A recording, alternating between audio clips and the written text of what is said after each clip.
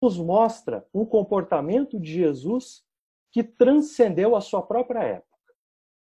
Então eu gostaria de falar de um símbolo que Jesus praticou ali e que era muito conhecido à sua época. Aquilo que ficou convencionado entre os teólogos modernos de ação simbólica. Porque foi o que Jesus fez ali.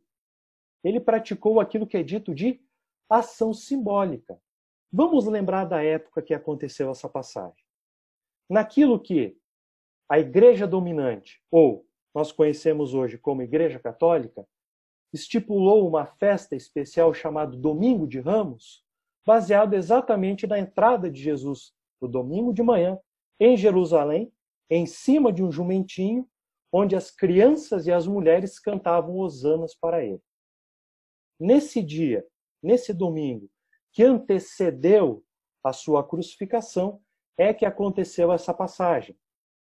Pela tarde desse domingo, possivelmente, segundo os teólogos, é que Jesus teria feito a entrada no templo de Jerusalém e praticado a tal purificação. Um comportamento exterior que, na realidade, é uma profecia. Profecia. A ação simbólica significa profecia. Existiam à época de Jesus, eu diria até alguns séculos antes, um outro método, uma outra maneira de se fazer profecia. Não apenas através de palavra, mas através de ação corporal, sem dizer nenhuma palavra. Nenhuma palavra. Então eu vou dar 3 exemplos para que fique bem claro para a nossa mente.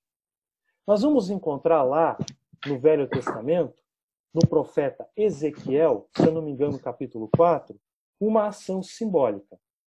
Ezequiel, naquela linguagem simbólica do Velho Testamento, foi chamado por Deus. Deus disse assim: Ezequiel, vem até aqui que eu tenho uma tarefa para você. Uma tarefa especial somente para um profeta dos bons. Lembrando que profeta é médium, a mesma coisa.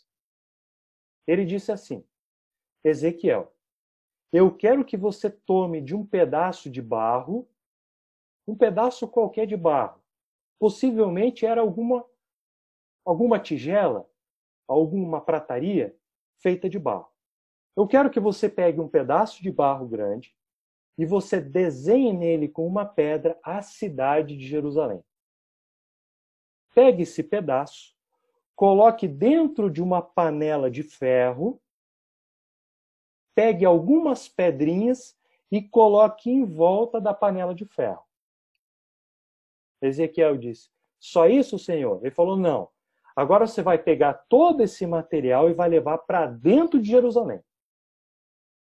Você vai sentar no meio de Jerusalém com essa panela de ferro e vai ficar brincando de guerra.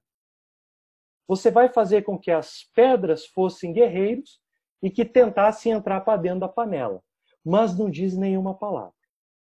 Ezequiel fez isso. Ele passou o dia inteiro fazendo isso. Algumas pessoas olhavam para ele e diziam: esse cara está louco. Esse homem ficou maluco. E queriam saber o que aconteceu. Diz então o Velho Testamento, e passado o dia, Ezequiel revelou a profecia de Deus para ele. Ele disse assim: Deus está mandando uma mensagem para vocês.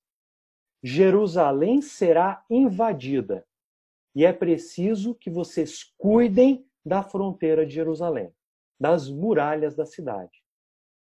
E de fato, aconteceu. Então é uma ação exterior. Assim também aconteceu, por exemplo, com o profeta Isaías, está lá no capítulo 20. Agora, essa é boa. Essa chega a ser quase uma piada. Deus disse assim: Isaías, eu tenho uma tarefa para você. Eu quero que você fique pelado, nu, tire toda a roupa. Aí ele falou: toda a roupa? Deus disse para ele: sim, completamente nu. Aí Deus olha para ele e disse: as sandálias também, Isaías. Sem absolutamente nada. Ele ficou peladão ali. Aí Deus disse assim para ele: Isaías, agora você vá assim nu entre em Jerusalém e fique andando o dia inteiro em torno da praça de Jerusalém, assim, pelado. Mas não diz nenhuma palavra. Isaías fez. Ficou o dia inteiro andando pelado em Jerusalém. No final do dia, quando ele quase foi preso pela guarda do templo, ele revelou a profecia. Ele disse assim: vocês querem fazer uma aliança com os reis do Egito para combaterem os assírios. E eu tenho um recado de Deus para vocês. Vocês vão perder a guerra e ele fará com que nós andemos nus por toda a Jerusalém. Irá nos tirar tudo. Então eles ficaram com medo e não fizeram aliança com o Egito. Então, profecia. Mas também tem no Novo Testamento. Quem leu Atos dos Apóstolos ou o livro Paulo e Estevão, também encontrará uma passagem feita pelo profeta Ágabo, que era muito amigo de Paulo. Quando Paulo se dirigia para Jerusalém, naquela última ida dele para a cidade, esse profeta que era amigo dele segurou ele na estrada e não disse nada, pegou o cinto de Paulo, se amarrou, se jogou no chão, se contorceu no chão. Paulo ficou olhando para ele e entendeu o recado. Ele seria preso ao entrar em Jerusalém. E assim aconteceu. Então nós estamos diante de uma profecia chamada ação simbólica, feita no silêncio da palavra, como se fosse um cinema mudo. Quantos de nós não aprendeu vendo Charles Chaplin? Quantos de nós não aprendeu sobre Revolução Industrial, sobre o mundo pós-guerra, sobre inúmeras circunstâncias sociológicas no cinema mudo de Charles Chaplin? Ou a comédia de Mr. Bean, agora algumas décadas atrás, falando do verniz social. A mesma coisa, a mesma ideia. Foi o que Jesus fez. Uma ação simbólica. Quando ele entra no templo de Jerusalém, ele vai fazer uma profecia sobre os sinais dos tempos. Possivelmente esse período que nós estamos vivendo nos últimos anos. E agora daqui para frente. Sinais dos tempos. Então vamos lembrar que Jerusalém, naquela época, estava entrando num período de festa, que era a festa da Páscoa. Segundo os historiadores, possivelmente entre de 100 a 300, quase 400 mil pessoas estariam frequentando Jerusalém naquele dia da Páscoa. Então é praticamente Itapema, Meia Praia e Balneário Camboriú na época de temporada. Gente para tudo que é lado, saindo de tudo que é buraco, naquela época debaixo de todas as pedras. O Templo de Jerusalém era um local grandioso, mas grandioso mesmo. Para termos uma ideia, aproximadamente 20 mil pessoas por dia passavam pelo Templo de Jerusalém. Porque o Templo de Jerusalém ficava numa encruzilhada da cidade de Jerusalém.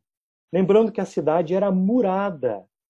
Então, o templo possuía nas suas costas duas portas importantes para sair de Jerusalém. As pessoas entravam por dentro do templo para sair de Jerusalém ou para entrar em Jerusalém. Pessoas que não queriam passar ou praticar qualquer ato religioso no templo, elas simplesmente passavam pelo templo. Então, esta passagem dos vendilhões aconteceu exatamente desse modo.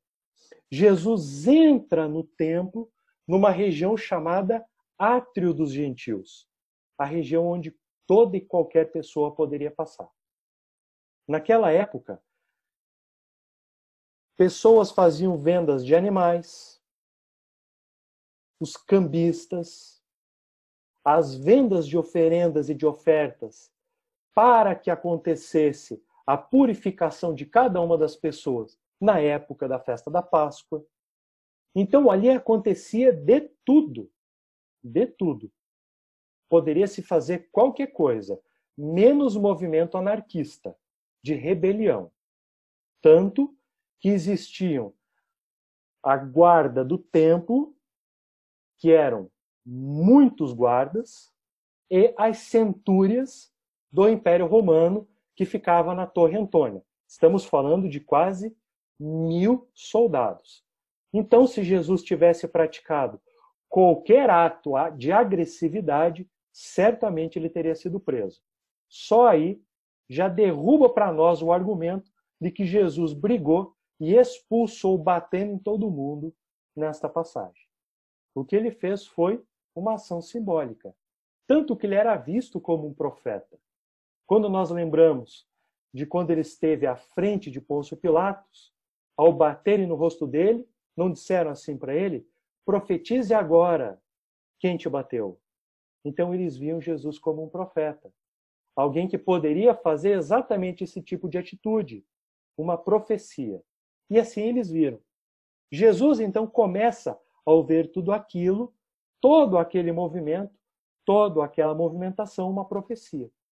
E o que se passa nessa profecia? Ele olha de um lado e vê pessoas fazendo comércio de moeda, trocando moeda. De outro lado, ele olha e vê pessoas andando com utensílios, qualquer tipo de material atravessando o templo, sem razão de estar ali. E outro lado, ele vê pessoas vendendo pombos. E aqui eu queria assentar a reflexão no pombo, por uma razão muito simples. Ali eram feitas as vendas de animais para os sacrifícios de purificação das pessoas. Os fariseus, quando encontravam pessoas que traziam os próprios animais, possivelmente, na sua grande maioria, eles eram então rechaçados e negados, dizendo que os animais tinham defeito. Não servia. As pessoas deveriam comprar os animais no templo, ou seja, venda de indulgência, como nós conhecemos no mundo cristão. Vendiam os animais em troca da purificação de si mesmo. O pombo de todos os animais era o mais barato, vendido a nossa moeda de hoje como se fosse a centavos. Centavos. E eles vendiam a preço exorbitante. Exorbitante. Então a grande maioria das pessoas compravam pombo, que era o que podiam. Pagavam com o salário trabalhado por meses e meses o tal do pombo. Jesus se revolta. Por quê? Porque o pombo é símbolo de simplicidade. Aqui eu gostaria de trazer para o nosso cotidiano, para a nossa vida de hoje. Depois de toda essa base de reflexão, por quê? Quantos de nós, tendo um conteúdo espírita, o conhecimento da imortalidade, as razões pela qual existe um processo pandêmico como esse que estamos vivenciando, deixamos de lado e passamos a proferir verdadeiros impropérios ao nosso semelhante? Mas algo mais sutil do que isso. Quantos de nós está discutindo e brigando com os nossos próprios familiares nesses últimos dias, quando deveríamos estar nos apaziguando com eles, porque estamos vivendo uma quarentena trancados dentro de casa, aprendendo a conviver com aquelas pessoas que nós dizemos que amamos, aquelas pessoas que nós dizemos que estamos compartilhando a nossa encarnação.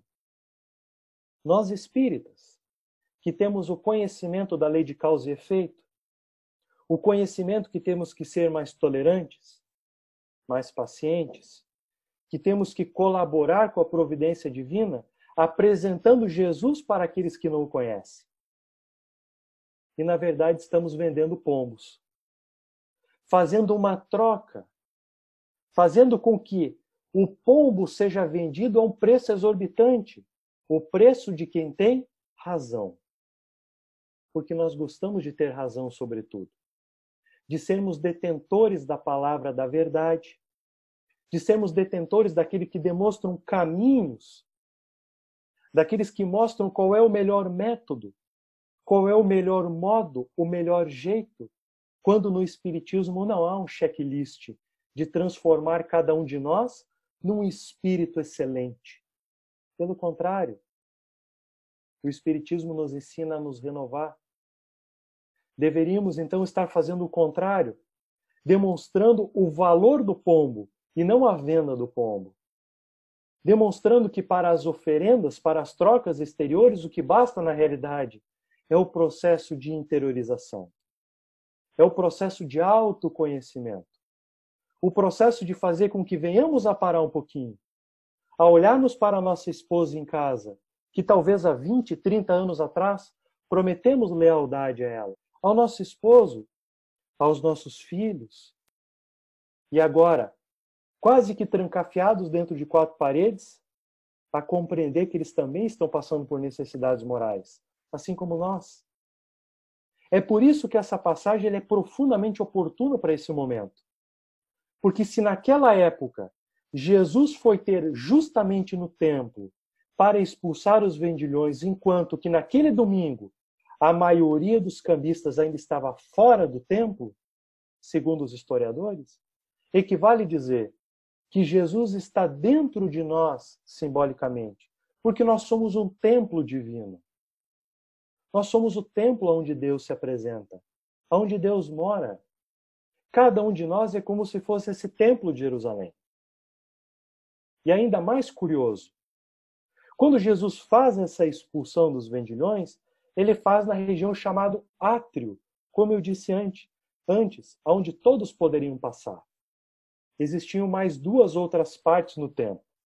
Um local chamado santo, aonde somente em dias especiais poderia ser frequentado, e um local ainda mais interno, aonde somente o sumo sacerdote poderia entrar, aonde estava a famosa Arca da Aliança, aquele incensário onde saía aquela coluna de fumaça que representava a presença de Deus.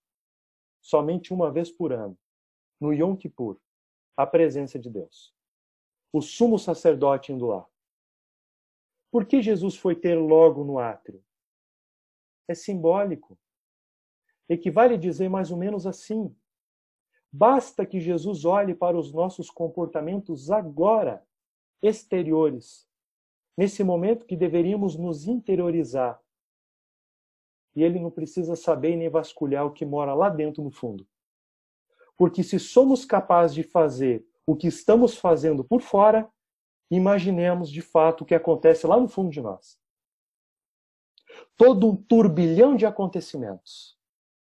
Então ele não precisa de um momento especial nesse símbolo para entrar lá dentro, no fundinho, e revirar os sentimentos, as emoções. Basta olhar por fora. Basta olhar para esses comportamentos que estamos tendo agora, nesses últimos dias, para nos chamar a atenção. Para nos chamar a atenção que precisamos nos ver e nos considerarmos de fato espíritas.